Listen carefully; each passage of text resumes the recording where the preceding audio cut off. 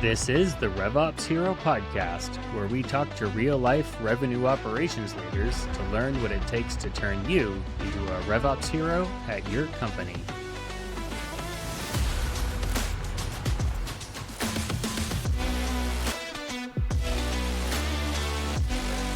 Hey everyone, welcome back to the RevOps Hero Podcast. We have a great new episode here today. We have my guest, Jacqueline Freedman, and we'll be talking about incorporating in-person events in your company's marketing operations. So, Jacqueline, glad to have you on here. Can you give us a brief intro to yourself? Sure. Thank you so much, Chris, for having me. Excited to talk about this topic. I'm Jacqueline. I am the CEO and founder of Monarch Advisory Partners. Started up early last year, and I'm a fractional go-to-market, MarTech, and MarOps consultant, helping all different companies, B2B, B2C, B2C2B, get their tech stack in order and their MOPS structure and teams. Prior to that, I worked at Grammarly in-house, was the founding marketing ops hire, and also was the fifth marketing hire at WeWork, and had been a consultant in between as well. And so helped a lot of different types of companies during hyper growth. It's been a lot of fun. Yeah, I'm excited to talk through this with you here. So I know when we talk with a lot of people, our clients and prospects and other people too, a lot of people are doing a lot more in-person events in their marketing strategy, but a lot of them are also really struggling with a lot of aspects of it. And so I'm really excited to talk with you about doing in-person events as part of your marketing operations. So first off, I'd like to hear your thoughts on why should a company consider doing in-person events as part of their marketing strategy? Yeah, it's a great question. And I think it's a valid one because it costs to run an event of any sort in person, between a venue and catering, you name it, getting guest speakers. But especially in such a remote forward culture now, in-person events are that much more sacred and important. And this is my own personal belief outside of MOPS, but the intention around any sort of gathering, there's a really great book about that called The Intention of Gathering, where every event has a singular purpose, and those are the most successful events. And thinking about it from a business perspective, there's a couple purposes, but the true and sole one should be bringing value of some sort to your customers and potential clients. And then as a byproduct, you get potential pipeline or increased sales, things along those lines. So it depends on, one, your business model and things like that, but it's great from a brand awareness perspective, which is not as measurable, but we won't focus on that fully in this conversation. That said, it is just such a vital part, as wonderful as webinars and virtual events are, and they should still be part of your general consensus of your strategy and navigating how to bring events best to your company. In person is just next level. Yeah, I know. I value in-person events way more highly myself as a participant than virtual events. Same here. I mean, I just got back 2 weeks ago from a fantastic in-person event, and it's kind of like a college reunion with all of your professional friends and colleagues. And so it's always nice to get together, and that community is so important too. And so that's where really having the actual strategy of the purpose and reason for said event and why you're doing it, whether it's a cab to an actual panel fireside chat, really depends on what you're kind of going for, even a full-blown conference. There's a lot of options and a lot of opportunity. Yeah, I agree. So if a company decides, we need to branch out beyond just emails and webinars, we want to do some in-person events, but they don't know where to start, types of events, what sort of options would they have for types of events, and why would they want to choose one type over another? Yeah, there's so many types of events, from big to small being executive dinners to larger scale full-blown conferences. There's also, of course, relatively in between, where it's like maybe it's a fireside chat or panel discussion highlighting some of your customers, and then, networking happy hour afterwards. So it's really dependent on, one, what your budget is, your goals, and how you want to go about it. They're all fantastic options, but they take investment. And so from a MOPS perspective, you need to also have the equivalent of field marketers. You need to have salespeople able to be bodies on the floor and help you navigate So it's definitely something to keep in mind depending on the size and scale and maturity of your current company. If it's a very lean team, it's going to be a lot harder. Doesn't mean it's not possible. You just might need to outsource in some capacities, whether it's through an agency or bringing on consultants and freelancers just for a couple of days to make it possible. So I would look at one, what your revenue goals are, what your strategic company-wide goals are, and then determine, okay, based off of the size and maturity of our company, what can we actually make achievable and pull off? And you need to make it whether it's a marketing solely or marketing in partnership with sales, revenue, OKR. If it's just one a quarter or one a year, you need to make that a company-wide initiative. So that leads us into our next question here, which is the operational planning and setup for an event. Yeah, a lot of things we can talk about here, but once you decide to do an event, you put it on the calendar, what should the next steps be after that? Yeah, I would make sure you know what the purpose of the event is, what your goals are. And once the kind of just general outline and framework of what you're wanting to do is ready, immediately on the marketing side, meet with sales, get full alignment and buy-in with sales to define the goals, define who the audience is. Is it all prospective customers? Do you want current customers? Is this meant as a retention play, or is this meant in different capacity? So making sure you fully understand and are aligned, because then you can also define your follow-up strategy and your tracking strategy together, especially if you don't have that framework already in place where it's just a playbook for every event. That getting started 0 to 1, you got to be in full tandem with your sales team. What are the 1 or 2 most common goals that companies set for an event? Yeah, it's really dependent. So we can take it in a couple different directions. So we'll do the CAB. That is all for customers. And that's kind of product marketing, customer marketing, but in a lot of capacities, it is opportunities for expansion and upsells. So there's that one, which is a little bit more kind of closed door. It's not as large versus if you just do a fireside chat and, you can host up to 100 people. That has a very different goal and outcome, but the tracking can be very similar ultimately of who's actually registering and attending. Are you making tickets free? And kind of thinking through all the different strategies of what is or is not revenue impacting or benefiting. The first example, did you call it CAB? Yes, Customer Advisory Board. Customer Advisory Board. So kind of like a feedback from your current customers. Yep, exactly. And also you get to kind of preview your roadmap and really typically the CAB is the most important or VIP customers, essentially. Whether they're your largest customers or highest paying, you name it, they're the ones that you want the feedback from. So it very much depends on if we're really thinking kind of demand gen side of the house or more retention lifecycle. Both are equally important, just obviously different phase, different part of the funnel. All right. And then you had just mentioned previously too, things like tracking registrations. So yeah. How do you typically advise companies go about planning and tracking touch points with the people who interact with your event? Yeah. Well, starting point, obviously you need to get them to register. If it's kind of a laid back event, you do want people to check in, whether it's to get a name tag or something along those lines. One, so you know who actually is attending and in attendance, but that also just means you know who your 2 post-event segments are, your actual attendees versus those who weren't able to make it, something came up, or no shows. Because you're going to want to have your follow-up strategy be vastly different between those, especially if it's a closed door, you're not recording. If you're recording, obviously that's a very different follow-up strategy as well.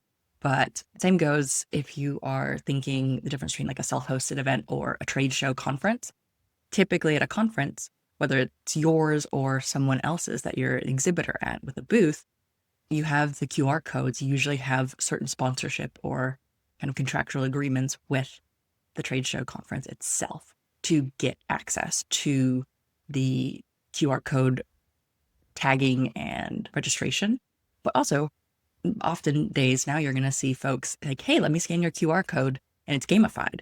The conference I just came from, it was you got as many points, you would get free prizes up to a certain amount based off of how many points going to each booth you got and or attending sessions. So there's a lot of opportunities to gamify in that capacity and also use that as reporting and data too. Yeah, I've started to see more of those gamified approaches for trade show events as well, or other types of events with sponsors. Oh, for sure. What are some of the more commonly used tools you see for implementing and tracking these touch points like that? Yeah, there's so many options out there. It's a sea, that's for sure. I mean, I've seen everything from Excel events to Cvent to Goldcast and so on and so on. And then of course there's a bunch of really excellent players thinking through the hybrid piece, whether it's Zoom, Goldcast, BigMarker, SQL, you never know. There's so many options, but it's all about how you set up that integration with your map or your CRM, whether it's Salesforce or HubSpot, you name it. It's how are you going to track back all of that information automatically so you don't have to be the one to manually do it as well. Yeah, or even on the simpler end, even just having like a couple of forms for signups, or like signups at your booth or something like that. Yeah, I mean, as long as it's, in my opinion, digital, the reason why I say that is one, it makes everyone's life easier. But I will say, from my perspective, having someone like hand type their things is not ideal. Doesn't mean it is not a valuable approach if we can't figure something else out. But highly recommend thinking digital, thinking scanning, or adding on LinkedIn and then having a flag where you're automatically inputting them into the system and just making sure tracking is there for the entirety of that net new lead or that conversation as well.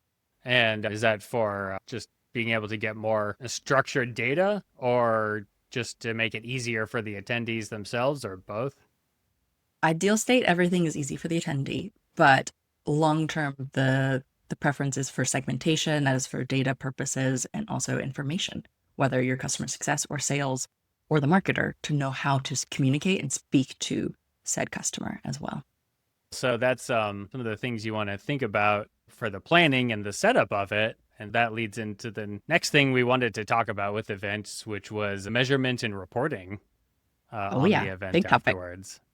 Yeah, absolutely. So yeah, let's talk reporting. So what sort of metrics do companies typically choose to define success from an event?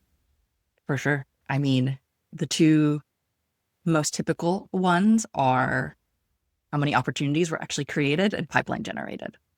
A lot of folks fall into, in my opinion, the like MQL folly of we need this many MQLs, but in reality, MQLs are meaningless if and only if they don't become generated pipeline or potential opportunities for the sales team to take on. So if we recall earlier in the conversation, I mentioned pretty much the second step after defining what you want to do for an event is meeting with your sales team. This is where you define those success metrics with them. How many net new leads are we wanting? How many leads do we want to qualify to send to sales? And the answer can't just be any and everyone, because that defeats the purpose of what an actual MQL is and the shared definition and understanding of what qualifies anyone to be sent to sales. So, and one is super helpful from there, because then you can define what is an MQL for this event. I'm a huge proponent of MQL reasons. So essentially, it's not just we're sending MQLs to sales, it's we're sending these types of MQLs. So it can be hand raisers, those who went through a contact sales form, to organic, that's more lead scoring and behavior based, to these are actually event specific MQLs as a category. So one thing, the sales team knows exactly where these folks came from, why they're coming in, and also the marketing team should have equipped that follow-up strategy, whether you're an outreach or sales loft, whatever the outbound tool you're using, equip those sales teams with the content they need depending on the type of individual coming in and through the door. So those are some of my favorite ways with sales in partnership, because if there's no alignment, you're not going to get very far very quickly. But those are the primary metrics I like to track. Yeah. Pipeline generation is the goal of all of this, all your in-person events plus all everything else you do on marketing as well. And then with pipeline generation, there's also, that's when we get into what we call sourcing versus influencing as well. Like, Yeah. let's talk about that a little bit. How do we distinguish between sourcing and influencing in your pipeline? Well, first, what do those mean? Yeah. And then how do we distinguish those? Yeah, admittedly, this is a tricky one, and I don't think anyone has the answer. I think this is one of those we're told they're important, and so we try to use them and define them. But ultimately, a lead is a lead is a lead. Yes, you want to know where they're sourcing, quote unquote, from at the very top of the funnel, so you know where to allocate budget. And in that regard, it's very beneficial. But ultimately, it really depends on how your company likes to track things. So if you have established practices, hopefully the way you have standardized lead sources, you have an understanding anyone that comes into your form, they might have come through the form, but they came in most likely through either a direct search on Google, organic search on Google, which meant they had the brand awareness before that. So a lot of these things are the intangibles. And so there's a lot of question marks of how do we make this make sense? So I personally am not a huge fan of distinguishing and even seeing influence versus source. I've been through a lot of heated conversations about it just for the fact that it's an imperfect solution, no matter the circumstance. Yeah, I know it can pretty easily devolve into, well, what if? Exactly. What if we didn't go? Well, what if lots of things? Yeah. Yeah, there's a lot of... You could say that about anything in life. Exactly. There's a lot of intangibles here, and because it's not concrete, that's why there's question marks.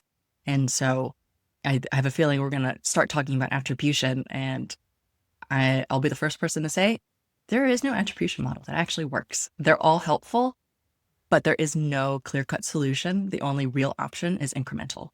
It's really paying attention to differences year over year, month over month, seeing what changes were happening at a big level.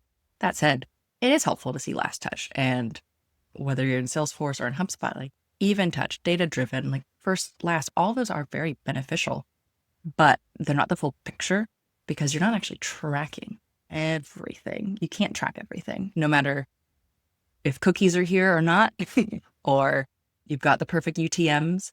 All of those aspects are so valuable and necessary, but you can't track in-person conversations in that same way. Maybe in the future we can. That sounds kind of creepy if we're recording everybody, but hopefully that's not, and that's not legal in many states.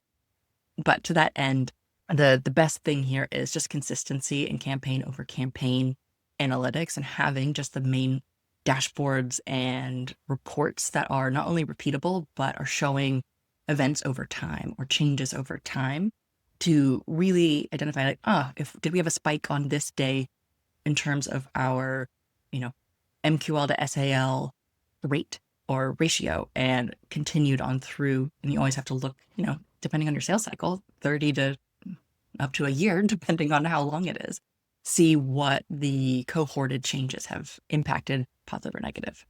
Is this what you're talking about here? Is that what you called incrementality reporting? Yeah, it's I would say probably the most rudimentary version of it. There's folks who really focus on it that do an amazing job, but I'm a big proponent of attribution models are broken because they don't attribute everywhere, and there is no real way to do it. So I've seen so many companies waste millions upon millions of dollars trying to make this make sense in-house, using solutions, you name it. None of it's great. Just start tracking consistently. And that is day over day, month over month, year over year, campaign over campaign, and really getting into the nitty gritty and the analysis.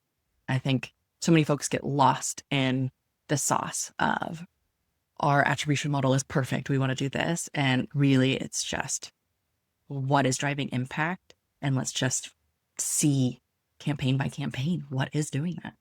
Yeah, I've seen myself. There's so many things that are just impossible to measure. Almost any word of mouth, unless you ask them and they remember clearly and they tell you. But beyond that, word of mouth, someone from company A goes to the show, talks to you, they leave. their coworker asks them a question a week later, they give them your name, your coworker Google searches your company and comes to your site, fills out a form. And Totally. then, And that's why marketing is always put in a difficult position, is because you can't track brand awareness. You can track sentiment, you can track many things, but it's never the full picture. And so that's where you just have the same metrics that you just are tracking consistently and really seeing based off of goals. If the goal of an event is solely retention or solely net new leads, and you can have more than one goal, but don't let that get in the way of the event in and of itself and tracking. But being sure to understand if this event is, for example, like we were mentioning a CAP, a customer advisory board event, that is a very different goal, purpose, and outcome. And you want to track that compared to years prior, or if you meet every 6 months, things like that. What are the upgrades that happen? What types of insights were brought in? Things along those lines, which are not as easy to track, but extremely important. And so there's a lot of operational just rigor and structure that needs to be in place so that that reporting is easier. It's never going to be easy. It'll only be repeatable, and just understanding how it's going to continue with each and every event. You need to see what metrics you're getting and how they change from there too. yeah, cool. Maybe we can talk a little bit about how you would specifically go about setting up the campaign reporting in, say, the marketing automation system of your choice, mapping over to a Salesforce org for, say, yeah, for sure, a fireside chat event for your prospects in a particular city. Yeah. How would you go about, what would you set up for the campaign for that? Yeah, I love that question. Hopefully we've got some rigor already in place for the campaign structures, so you can kind of know the differentiation of, event versus virtual, hybrid, in person, just some of those basics so you can do further reporting on it. But if not, that's okay. You're talking about like in the campaign name, like defining campaign name, but also actually the way campaign hierarchies are structured too, in terms of when you're dropping down and you see the different channels and things like that. But beyond that, you also want to make sure at a minimum, your member statuses are one, succinct, the same across all the boards. So, you're going to get your default connected, which only means so much, not much of anything actually. So why not make sure they're consistent? You've got everything from registered to attended to no-show to canceled or refunded if that's necessary in your opinion. But just like having the basics of your registrants, attendees, and no-shows, that will be a game changer from a campaign membership. And then you can build your reports and dashboards if you want to keep it in Salesforce based off of that. And it becomes a repeatable and understood process with every event you're doing. Okay, so make sure you're grouping your campaigns, parent and child campaigns, systematically by save a lot of heartache. Maybe other themes. Exactly. Yeah, and then also use the same consistent campaign member statuses across the different campaigns as well, so you actually have an apples to apples comparison. Exactly. So that's the Salesforce campaigns. Do we need to get into more details on the marketing automation platform for, setting up custom UTM tags or things like that? Yeah, we definitely can. So Pardot, or Salesforce Marketing Cloud Account Engagement, should never be called that. Pardot in and of itself. Yeah. It has the tightest integration with Salesforce. And so you're able to update through automation rules or through kind of a setup engagement studio program, all the updates to member statuses as it's happening. And using external actions, you can bring in, whether it's a Zoom, Goldcast, you can set up all of these integrations. Or if all else fails, you've got Zapier, you've got your middleware management platforms available too. But the beauty of setting up these integrations, whether there's a native one or not, don't let it be a blocker. But if you just set up the main structure for every single event to automatically update campaign status, and that in and of itself becomes super repeatable and easy. That said, there's a lot of behind the scenes work required to make sure that's reportable and trackable. So if you haven't given it a try, definitely toy around, play around, see what platforms could benefit. Like I know, for example, Excel events, in my opinion, is one of the best out there for really in-person, especially conference-based or kind of larger scale events. And it has native integrations with HubSpot and you name it. Part up, kind of harder. It's old school in a lot of capacities. HubSpot's definitely more at the forefront in that regard, but there are native connections that could be to Salesforce or HubSpot in and of itself too. So you just kind of have to look to see where your tech stack is, what your actual needs are and requirements are for any sort of event platform, and go from there. You mentioned Excel events, and I think that's Excel like ACCELEVENTS. You got it. Yep. Well, not Excel like Microsoft Excel or something like that. They're probably going to be needed at some point during the conversation, but no, not. Probably not as the main backbone of it. I hope not. We've all been there, but let's try not to. Oh, yeah.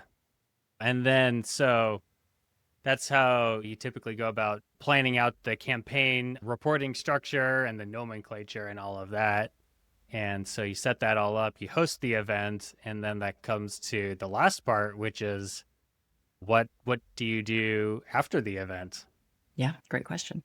Hopefully that aforementioned sales alignment meeting, you have this process down pat. And if not, at the outset, you need to figure out what the follow-up process or nurture flow from the marketing and or the sales side.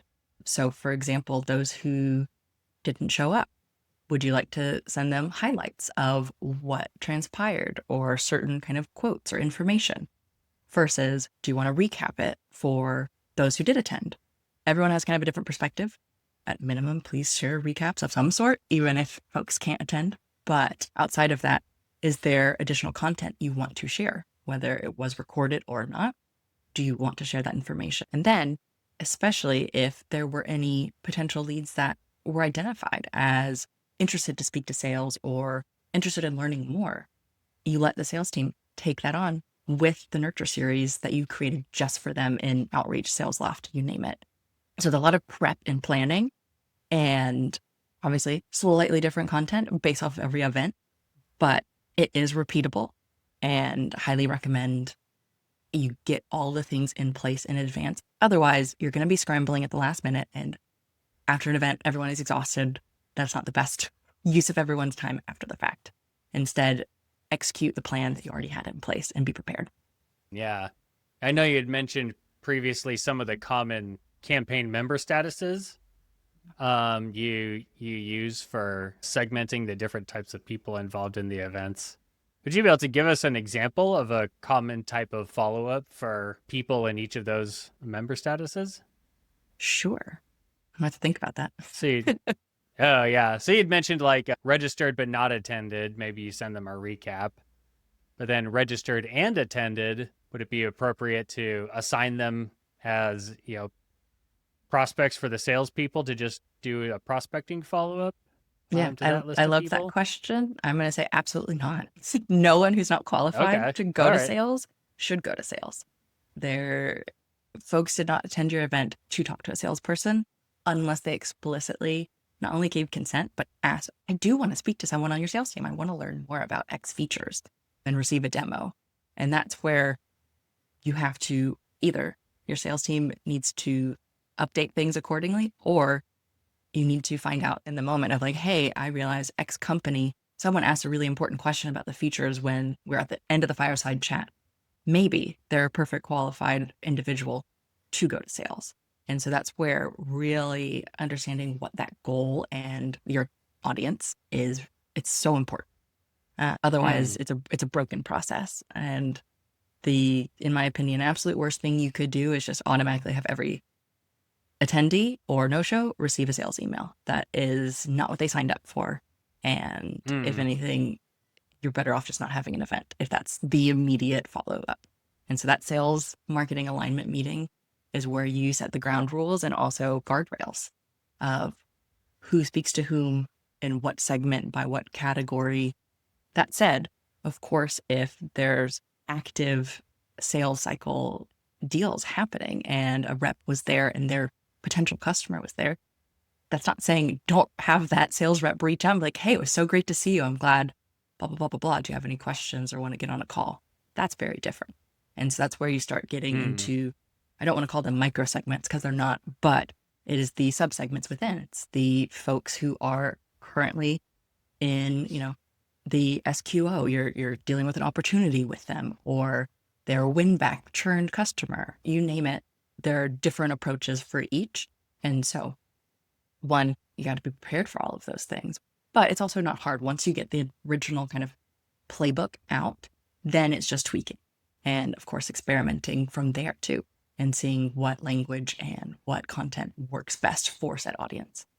Gotcha. So don't just queue up the whole attendee list into your salespeople's prospecting please don't. Absolutely not. That is where, in my opinion, doing something along those lines, it's where the sales and marketing team begin to have distrust for each other. And that is the most difficult eroded relationship to get back. Because then the sales team be like, well, these folks weren't qualified. Yes, they were not. So why did you reach out? Oh, yeah. And so, but they let us hit our MQL number for the month. Exactly. And that's where like I hear all of these rumors of MQLs are dead. They aren't important anymore. All these other new terms. No, the old definition of MQLs of just sending anybody who seems interested straight to sales, that never was the definition. Folks just wanted to inflate numbers because the going gets hard out there, especially when you look at macroeconomic conditions, or, maybe your product has a competitor and the competitor is outpacing you in certain regards. It gets difficult, and sales is always wanting more pipeline. So I understand the trap. There's no shame in the trap, but it's the awareness and recognition of what it actually is and how to fix it. And that is having those defined MQL definitions, reasons, the approach to it. It needs to be in complete unison, and it can't be stagnant. It has to be continually updated in partnership. And so anytime there is not a partnership, that is the first place I look to build trust. And that is definitely what I would focus on well before even thinking about events, is make sure you've got a good relationship with the sales team. And it's a normal relationship. You have to keep at it. It is not something that is just, you meet once, on to the next. Everything marketing does informs sales and vice versa. So make sure to invest in it. Yeah, I think there's a lot of wisdom in that. Yeah, so I wish more folks listened to it. Yeah, it's easy to talk about on a podcast like this, but it's 100%. a lot harder when it's the, your executive team defining what's going to be your criteria of success, and now everyone's getting judged according to that. It's tricky. It's complicated. There's personalities at play. There's different management styles and ways of communicating. And so that's where, in my personal opinion, having a really strong RevOps, Sales Ops, and MOps team to really kind of clear out the pipes, make things make sense so it's structured. So then the reporting sings, and it can be very straightforward. It's easy, and getting just those basic standard dashboards, reports, and this is not just event specific, this is your whole sales funnel, is getting that in perfect unison. No such thing as perfect, but in a agreed upon way and approach makes a world of difference. Yeah, absolutely. So we've talked a lot about defining the segments and triggers for different types of sales follow-up, if any, after an event. The last thing we wanted to talk about for the post-event part was outside of attribution and defining sales follow-up, if any. Are there any other feedback or data we should be collecting and reviewing from the event besides that? For sure. We should definitely be sending out a post-event survey of some sort. Do not make it more than 5 questions. It's not needed. And the reason for that is you want to understand if your audience actually found it to be valuable, interesting, informative. And that is a helpful factor for the marketing team to know areas to improve. And also those who are vocal in constructive and maybe not so constructive ways are still helpful in terms of potentially new ideas or new event concepts and themes.